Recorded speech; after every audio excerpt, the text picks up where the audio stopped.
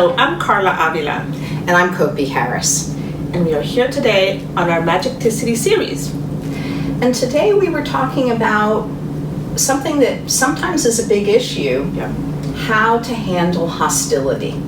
Yes, and this can happen in a meeting, it can happen over the phone, it can happen during a presentation. And how we handle these type of questions or comments is very important.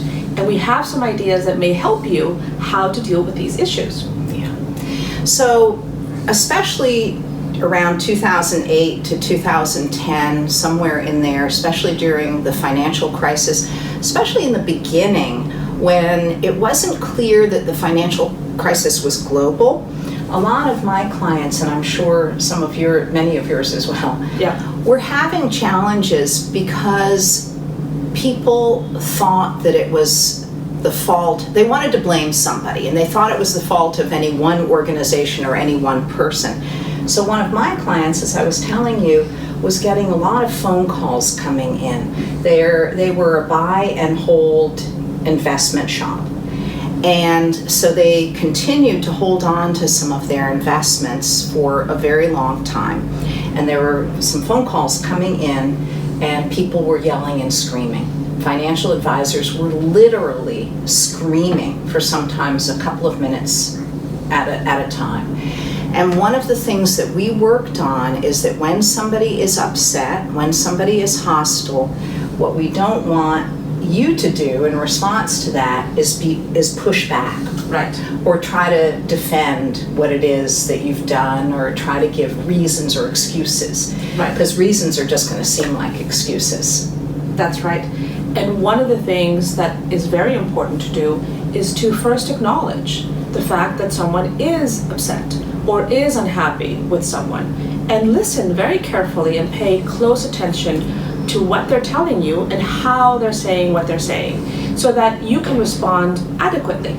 And one of the ways to respond this way is to apologize if there's anything to apologize first in a very succinct way, but then continue the conversation so that you're able to deliver the message that you need to deliver as well. Mm-hmm. Because many instances, it is the fact that it could be that the investment process or the investment style was the correct one. Yeah. And maybe to hold onto these positions, could be bonds or stocks, was the right decision to do. And even if it wasn't, it was the decision of the portfolio manager or the team at that moment.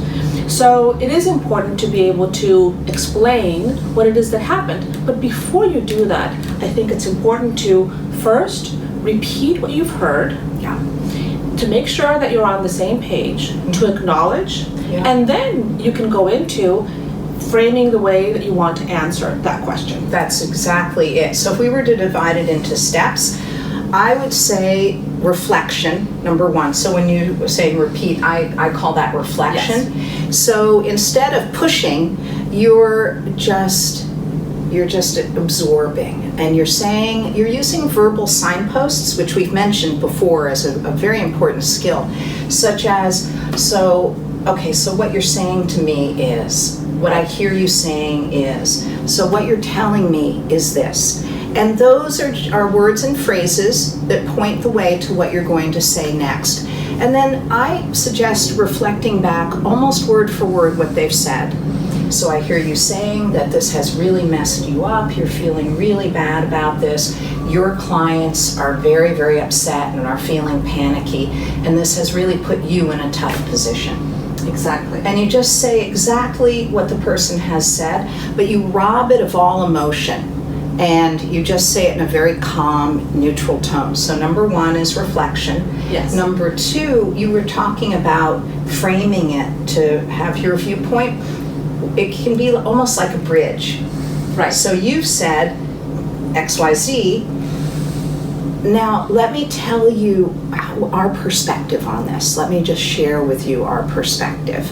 And then that's a nice bridging verbal signpost. Right. And then you say whatever, as you said, it might be that it's absolutely the right process, that it's the portfolio manager's decision, and it may be that you don't have anything to apologize for at all. If you do, Right. then you should apologize. But I think also what's important is that you address the question first. Mm-hmm. And then if you have any supporting material, additional information you'd like to provide, then you go ahead and do that. Absolutely. But first address the point and the question, instead of maybe trying to give a lot of explanations of why and when and what.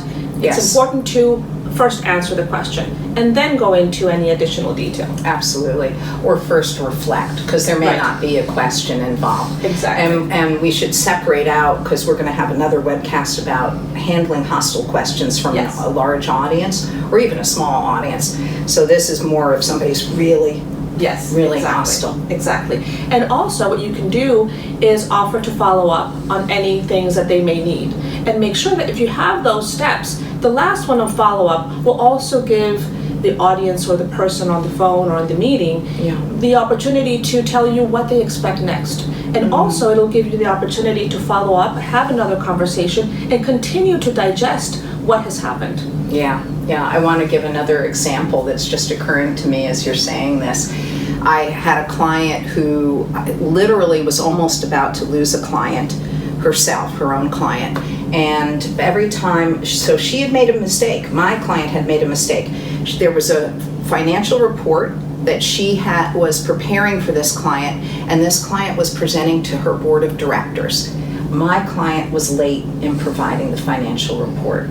So her client was yelling, was so upset. And my client kept offering excuses. She never apologized. And she kept saying, well, it was because of this and it was because of that. And her client was saying, I don't care what the reasons are. You've really messed me up. So we actually had a session. And that very day, my client called. I said, look, use these skills of reflection. Go call your client right now on the telephone. So we took a 15-minute break, and my client called her client on the phone. And when her client started to yell again, my client just said, oh, so what I hear you saying is this. And it really messed up your whole reporting to the board, and you're feeling so insecure about your presentation now. And her client said, oh, you understand. I'm so sorry that I was yelling at you. Right. So her client apologized, even though it was my client who had done the original error, but her client realized that she had been kind of out of control. Right. And when my client stopped giving excuses and stopped trying to push back, Right. her client was able to collect herself. Yes. And this is one of many, many examples that we could give you. So to repeat, number one, you reflect, Yes. you address whatever it is, and you hear their point of view. Right. Only after that do you bridge over to your perspective. Right. And apologize if there's a need. appropriate. Yes. Excellent. Great. So contact us at contact@magicticity.com, and please send us your questions or your comments. We'd love to hear from you. Thank you.